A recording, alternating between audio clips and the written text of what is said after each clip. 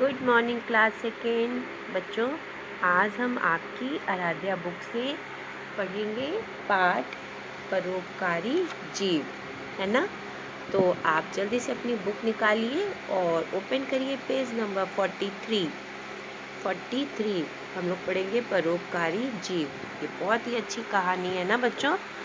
इसमें एक जीव के बारे में बताया गया है जो कि उपकार करता है। परोपकारी का मतलब क्या होता है? परोपकारी मतलब कि दूसरों की भलाई करने वाला, है ना। तो चलिए देखते हैं ये कौन सा जीव है जो दूसरों की भलाई करता है। तो चलिए, आपने ओपन किया पेज नंबर 43। अब चलिए पढ़ना शुरू करते हैं। एक छोटी सी मधुमक्खी थी। वह अपने छत्ते के पास ही उड़ती व खेलती थी। देखिए, यहाँ पर दिखा रहा है ना पिक्चर में कि छत्ते के पास मधुमक्खी खेल रही है, उड़ रही है, खेलती रहती थी ना। फिर इधर देखिए, एक दिन खेलते खेलते उसे एक केचुआ मिल गया। अब देखिए यहाँ पर केचुआ है ना, केचुआ मिल गया। दोनों साथ साथ खेलने लगे। उनमें मित्रता हो गई। ऐसे आप भी दोस्त बनाते हैं ना, आप अपने साथ, जब आपके साथ कोई खेलता है तो आपका फ्रेंड बन जाता है ना। तो इसी तरह मधुमक्खी ने भी केचुए के साथ दोस्ती कर ली। फिर दोनों खेलने लगे। फिर इधर देखिए, एक दिन मधुमक्खी की माँ ने कहा, अब तुम बड़ी हो गई हो, मेरे काम में हाथ बटाया करो, मेरे साथ शहद का छत्ता बनाया करो। तो मधुमक्खी बोली, माँ, शहद का छत्ता हम बनाते हैं, लेकिन उसका शहद लोग निकाल कर ले जाते हैं। तो वो ये कहने लगी कि हमें क्या फ़ायदा, हम शहद बनाएं और दूसरे लोग निकाल कर ले जाएं। तो माँ ने कहा, बेटी, हम लोग शहद बनाते हैं, वह दूसरों के काम आता है, इससे अच्छी बात और क्या हो सकती है। तो अब नन्ही मधुमक्खी दिन भर फूलों पर रस के लिए मंडराती और शाम को छत्ते में शहद बनाती, है ना।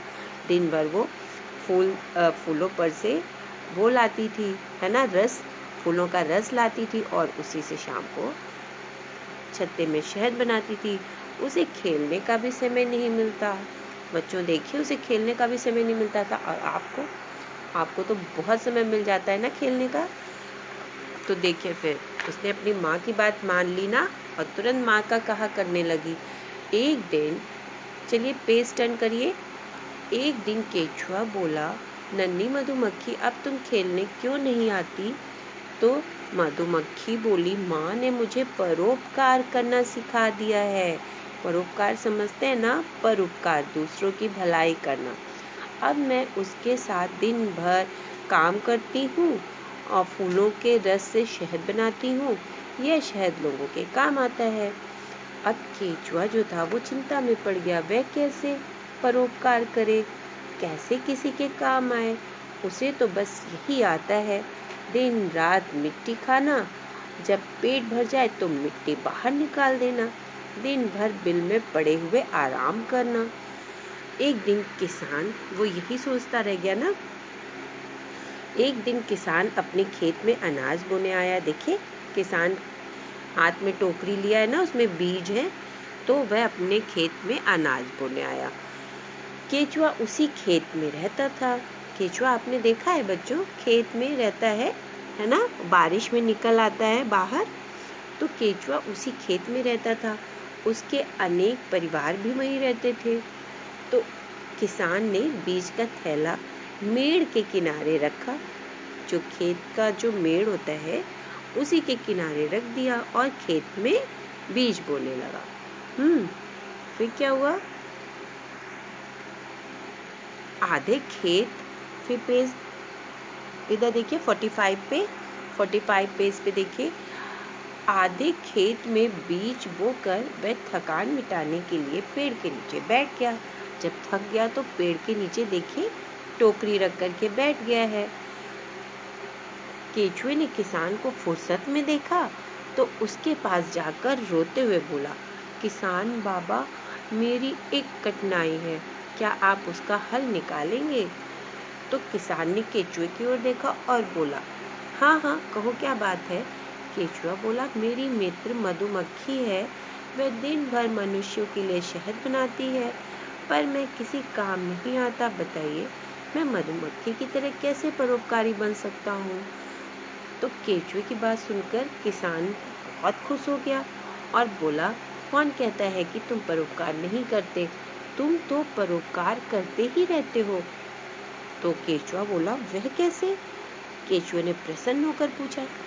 किसान ने कहा, तुम मिट्टी खाने के लिए धरती में छेद करते हो।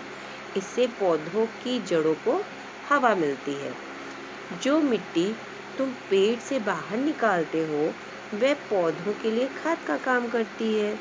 भला इससे बड़ा उपकार तुम और क्या करोगे?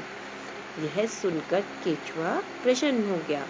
मधुमक्खी दूसरों के लिए शहद बनाती है, वह भी पौधों के लिए खाद बनाता है। यह सुनकर वह बहुत खुश हो गया। मधुमक्खी और केचुए की मित्रता और भी पक्की हो गई।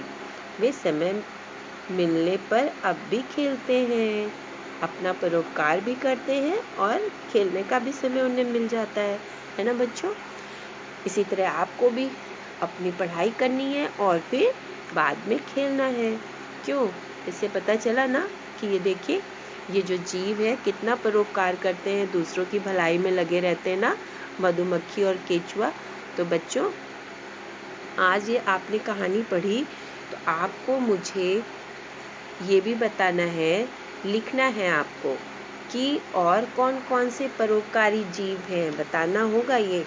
जैसे कि ये है ना मधुमक्खी और केचुआ, इसके अलावा भी तो बहुत सारे जीव ऐसे हैं जो परोपकार करते हैं।